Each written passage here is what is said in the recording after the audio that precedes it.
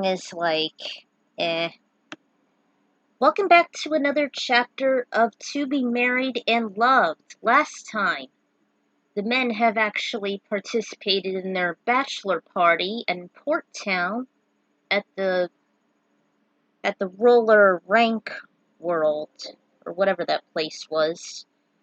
And the women actually participated in their bachelorette party at the Raining Day Spa and Salon, also in Port Town.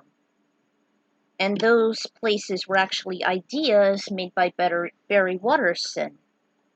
And one of Butterscotch's OCs, Catherine Wilson, was Dr. Stewart's second wife and also Luna Stewart's mom.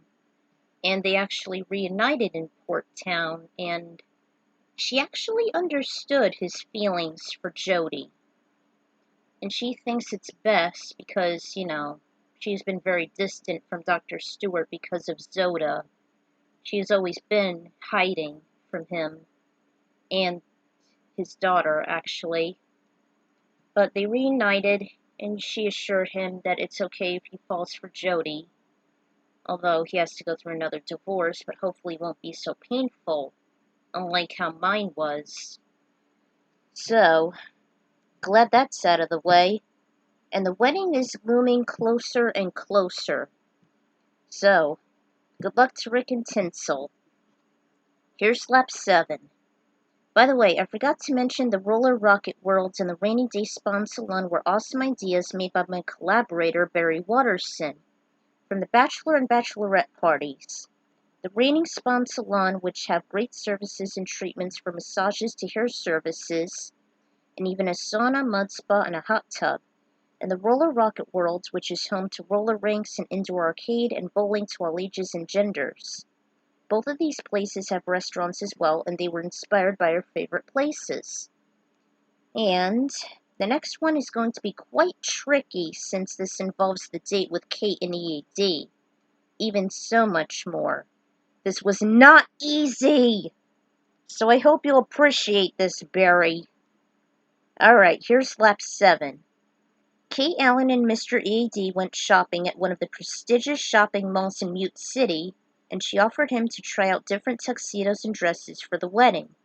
He was pretty shy about it since, he's an android, and his extra large stature would be proving to be quite a challenge for searching for an accurate size. From a worker behind the counter, she measured his humongous circumference, confirming it to be XXXL.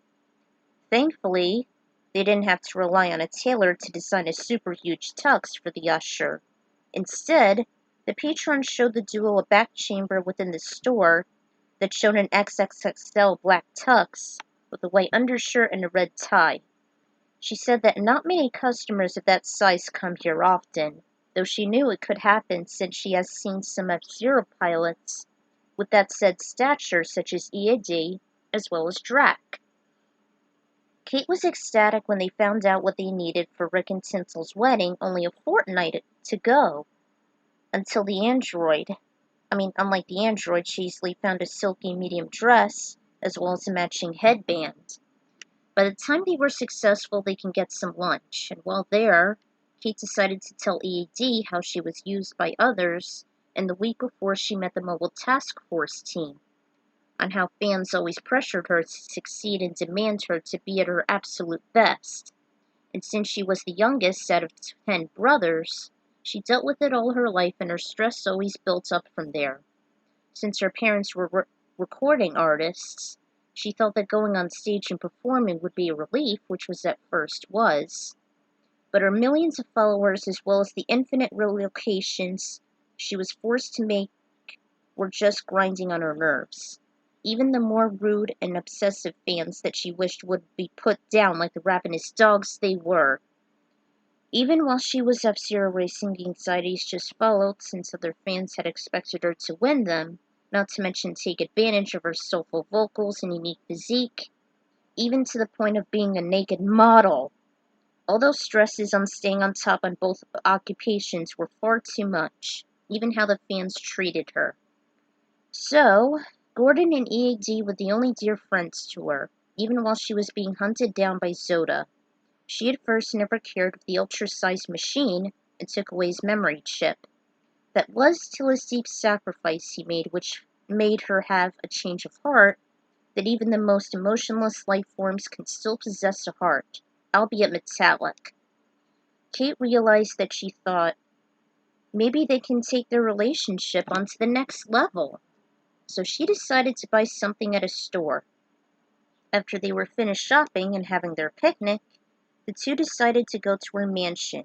He had moved there in May, which explains why he was seldom seen at the task force base, unless if the need arose for his well-coordinated skills as a mechanic gifted as the late Dr. Clash.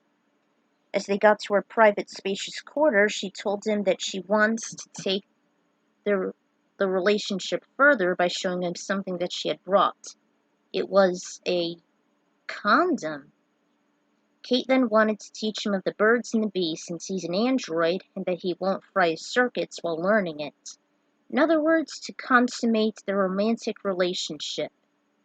You mean this machine wants to physically join with a human? Is that possible? Let's find out. This is actually an excerpt from my all-time favorite Star Trek movie, the motion picture.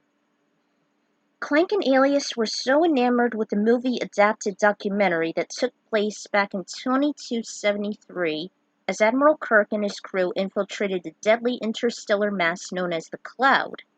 Tinsel offered it to them personally as a nice little distraction, even for her, while EAD and Kate were finally making love to each other.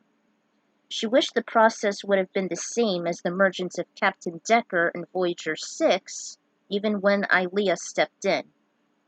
She didn't seem to like to think of how it'll turn out. While the bachelorette party was a nice distraction, it was still very temporary. Rick saw her pangs of worry from time to time, as did the stewards. It seemed rather awkward, especially if you were able to reproduce.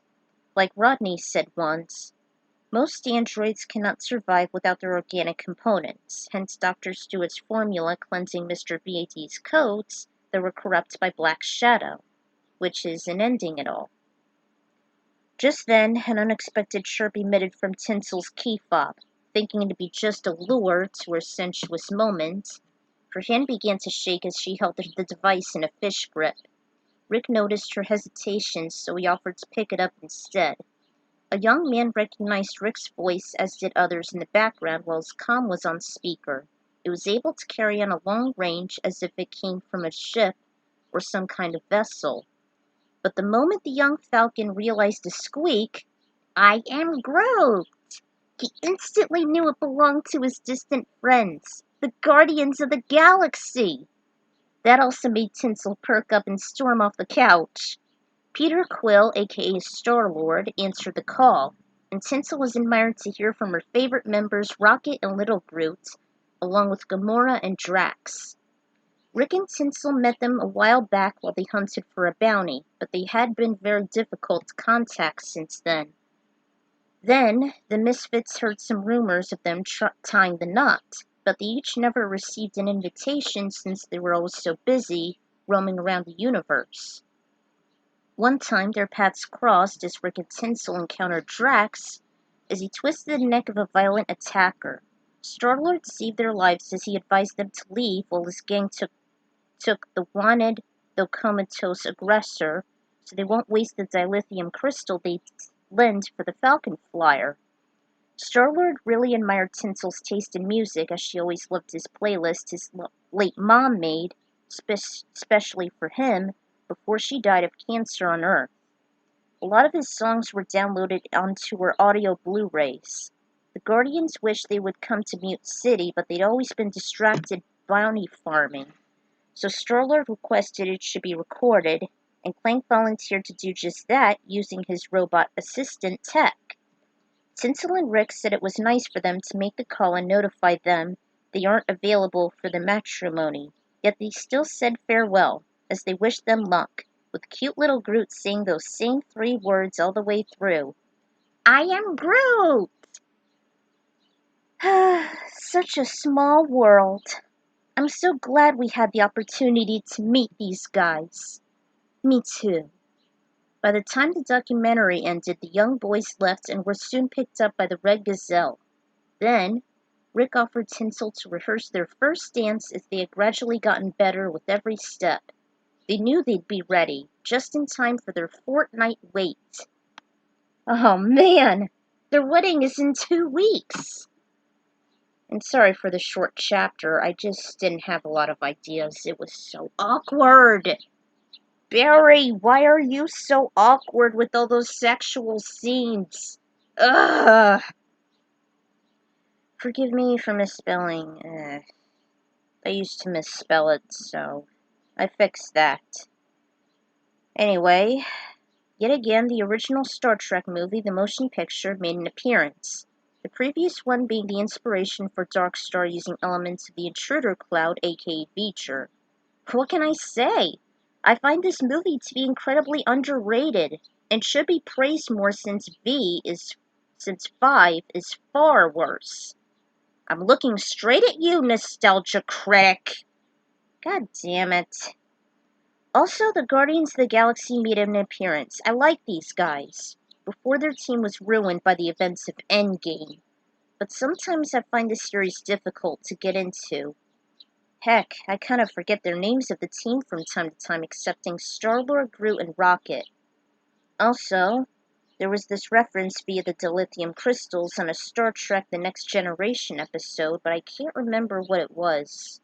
I saw it like a month ago, and I don't know, I just made it up from there.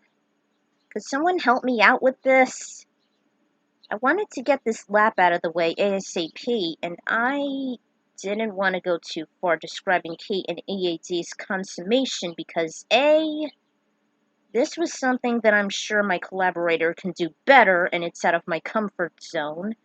B, it's between a human and an android, which is kind of weird, hence the interruption with emergence of V'ger. And C, let's just say I'm saving a very sensuous scene for last. And it may be a little inappropriate and grotesque to show multiple scenes like this to various audiences. I don't want any trouble, and I have seen enough disgust as it is. Believe me. So there's only a fortnight till Rick and Tinsel's wedding. I can hardly wait! Yes! I can't wait to show it to you guys. Until then, this is the Ekron Writer signing out.